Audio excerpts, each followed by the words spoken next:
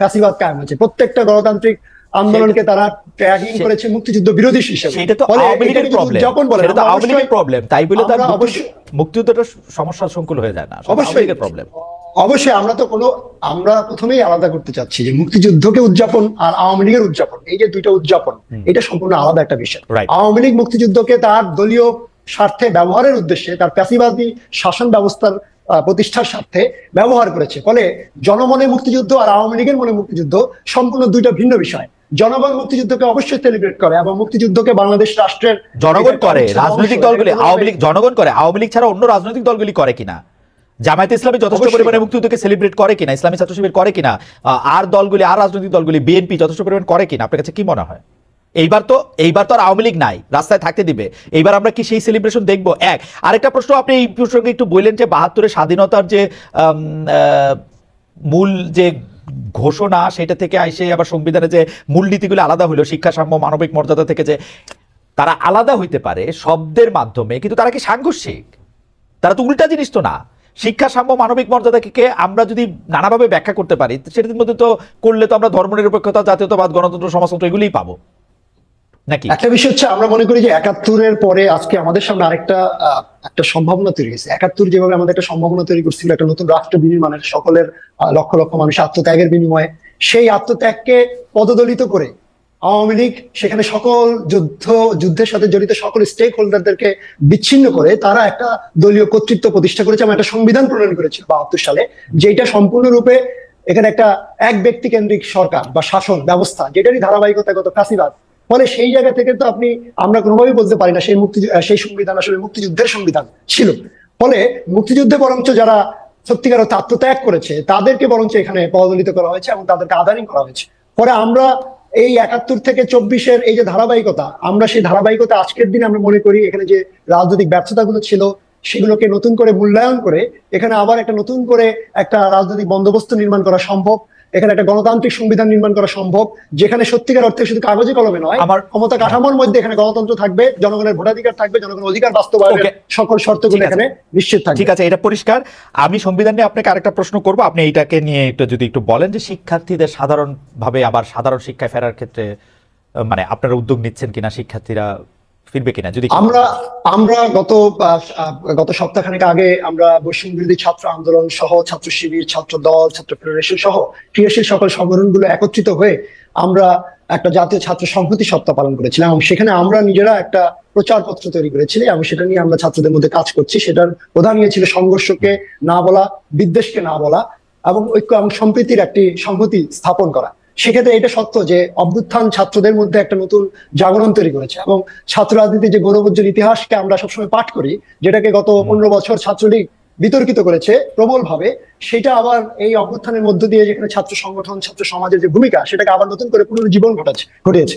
ফলে সেই জায়গা থেকে ছাত্ররা আজকে একটা শক্তি হিসেবে নিজেদেরকে দেখে, সেখানে একটা বিশৃঙ্খলা আছে, এটা আমরা বুঝি। সেক্ষেত্রে রাজনৈতিক সংগঠনগুলো, বৈষম্য বিরোধী ছাত্র আন্দোলনের যে নেতৃত্ব, তাদের সকলের সমন্বিত ভাবে এবং একই সাথে সরকারকেও আজকে উদ্যোগী হয়ে আমরা এই জন্য একটা জাতীয় ছাত্র কাউন্সিল গঠনের আহ্বান জানিয়েছি, যাতে আমরা একটা কাউন্সিল গঠন করে সেখানে সকল শক্তিগুলো, অভ্যুত্থানকারী সকল শক্তিগুলো যখন বিভক্ত হয়ে যায়, আলাদা হয়ে যায়, তখন কিন্তু ছাত্ররাও তার ঐক্যবদ্ধ থাকার কোনো প্ল্যাটফর্ম খুঁজে পায়। আপনি জাতীয় ছাত্র কাউন্সিল, এটা ছাত্র কাউন্সিলের কথা বলছেন। আমি সংবিধান নিয়ে আপনাকে প্রশ্নটা করি। সংবিধানের কথা এই আগস্ট বিপ্লবের পরে খুব বেশি শোনা যাচ্ছে, এজ ইফ 1972 সালেই হোক আর 2024 সালে হোক, শেখ হাসিনার কাছে যদি এই সংবিধানটা না থাকতো তিনি আর এত স্বৈরাচারী বা ফেসিবাদী হয়ে উঠতে পারতেন না। কিন্তু আমি বলি, শেখ হাসিনা যে পরপর তিনটে নির্বাচনকে নানা কায়দায় ইঞ্জিনিয়ারিং করেছেন, এটা কিন্তু উনি সংবিধান মাইনা করেন নাই।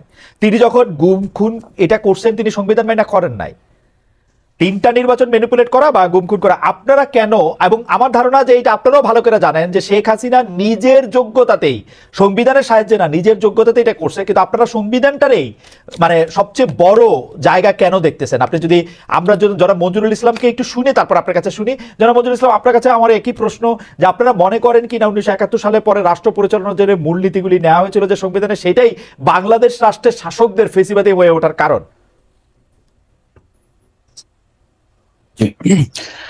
1971 সালে যে মূলনীতিগুলো নেওয়া হয়েছে, সেই মূলনীতির আমি মনে করি যে অনেক ক্ষেত্রে কারণ, যেমন হলো যে আমাদের সংবিধানের যে দৃষ্টিভঙ্গি বা সংবিধানের যে কথা, সেটার ব্যাখ্যা প্র্যাকটিসিং জায়গাটা আমি মনে করি যে আমরা অনেক পেছনে, মানে সেটাকে অনুসরণ করা হয় নাই। আমরা যদি বলি আমাদের বিচার বিভাগের কথা বলি, যে বিচার বিভাগকে সেই স্বাধীনতা দেওয়া হয় নাই, যে এখনো বিচার বিভাগ স্বাধীন মত পেশ করতে পারে না, আমরা দেখে আসছি। কাজে এই যে এই ধরনের যে একটা বড়, সেটা তো জনাব মনিরুল ইসলাম, সেটা তো সংবিধানের বিরুদ্ধাচরণ। বাংলাদেশের সংবিধানে এখনো আছে, 72 সালের সংবিধানে আছে বিচার বিভাগ সম্পূর্ণ স্বাধীন থাকবে। এখন নির্বাহী বিভাগ যদি বিচার বিভাগের উপর প্রভাব বিস্তার করে, সেটা তো সংবিধান মাইনা করতেছে না। জি, এখানে আমি মনে করি যে আমি সংবিধান বিতর্ক পড়েছি, সংবিধান বিতর্ক সম্পর্কে আমি আপনি বলেন তো যে কোনগুলি বাংলাদেশের রাষ্ট্রনায়কদের ফেসিবাদী হয়ে ওঠার কারণ? ধর্মনিরপেক্ষতা, গণতন্ত্র, সমাজতন্ত্র, জাতীয়তাবাদ, কোনটা? এই চারটার মধ্যে কোনটা বাংলাদেশের রাষ্ট্রে যারা ফেসিবাদী হয়েছেন তাদের ফেসিবাদী হয়ে ওঠার কারণ? আমরা শেখ হাসিনাকেই নেই, যে শেখ হাসিনা এই চারটার কোনটারে ব্যবহার করে ফেসিবাদী হয়েছে? এখানে হলো যে সংবিধান মেনেই যে মানে ফ্যাসিবাদী হওয়া, এইটা আমি মনে করি যে সংবিধানের কোনো ক্ষেত্রে সংবিধান অনুসরণ না করে করছেন। কিন্তু ফ্যাসিবাদের জন্ম হয় হলো ফ্যাসিবাদী ব্যক্তি হন, দল হন, বা অন্যদের দ্বারা প্রভাবিত হন। এক্ষেত্রে বলতে পারি যে হয়তো সংবিধানের এই কথাগুলার মাধ্যমে সংবিধান তার সংবিধানের জায়গায় ছিল, কিন্তু রাষ্ট্র পরিচালনার ক্ষেত্রে সংবিধান সেই অনুসরণ করার যে জায়গাটা, ওই জায়গাটা আমি মনে করি যে শতভাগ অনুসরণ করা হয় নাই। তবে সংবিধানের যে সংস্কারটার কথা এখন আসছে আমি বলে মনে করি, সেই সংস্কারটা এই জন্য মানে কথা আসছে, সেটা হলো যে সংবিধান যখন তৈরি করা হয়, এই সংবিধান তৈরির ক্ষেত্রে এককভাবে আওয়ামী লীগের একক ভূমিকা ছিল। এখানে অন্য কারো স্টেক হোল্ডার বা অন্য কেউ এখানে যুক্ত হয়ে যে সংবিধান তৈরি হওয়ার কথা ছিল, এরকম ছিল না। আমার চাইতে অসংখ্য বেশি এই সংবিধানের ব্যাপারে আপনি ভালো জানেন, এবং সংবিধান বিতর্ক পড়ার পরে আমি এটাই বুঝছি। আপনি বিতর্ক করছেন, ভালো কথা। আমরা আসেন পয়েন্ট ধরে কথা বলি, কারণ মানে এটা তো একটা বিস্তৃত জিনিস। আমি শুধু জানতে চাইতেছি যে সংবিধানে বিভিন্ন ভাবে চ্যাপ্টার ভাগ করা আছে। ধরেন মৌলিক অধিকার আছে, আপনি বিচার বিভাগ কিভাবে কাজ করবে, আইন বিভাগ কিভাবে কাজ করবে, শাসন বিভাগ কিভাবে কাজ করবে, এরকম আলাদা আলাদা আছে। আমরা শুরুর দিক থেকে আসি, যে আমাদের মৌলিক অধিকার কোনটা হবে সেটা নিয়ে বয়ান আছে। তো অনেকেই বলতেছেন যে, আপনিও যেমন এখানে বললেন প্রথমে, যে বাংলাদেশের সংবিধানগুলি যেসব মূলনীতি দেওয়া পরিচালিত, সেই সব মূলনীতিগুলির কারণে একটা মানুষ ফেসিবাদী হয়েছে বা একটা মানুষ ফেসিবাদী হয়েছে। আমরা হাসিনাকেই একটা প্রামাণ্য হিসাবে নেই, এবং আমি আলাদা আলাদা করে বলি, গণতন্ত্র, সমাজতন্ত্র, ধর্মনিরপেক্ষতা, জাতীয়তাবাদ, এই চারটি মূলনীতি আমাদের সংবিধানে আছে। এই চারটা মূলনীতির কোন মূলনীতিটা হাসিনাকে ফেসিবাদী হইতে সাহায্য করছে? আচ্ছা, এখানে এই চারটা মূলনীতি যেখানে নাই, এই চারটা মূলনীতি থাকলেই যে সে ফ্যাসিবাদী হবে ব্যাপারটা এরকম না। আমি মনে করি যে এই চারটা মূলনীতির বাইরেও আরো অনেক রাষ্ট্রবাদী এসে তো ফ্যাসিবাদের উত্থান হচ্ছে, পতন হচ্ছে। কাজে এই সংবিধানটা যদি কমপ্লিটলি অনুসরণ হইতো, এবং সেই সংবিধানের মূলনীতিগুলা যদি আমাকে সেই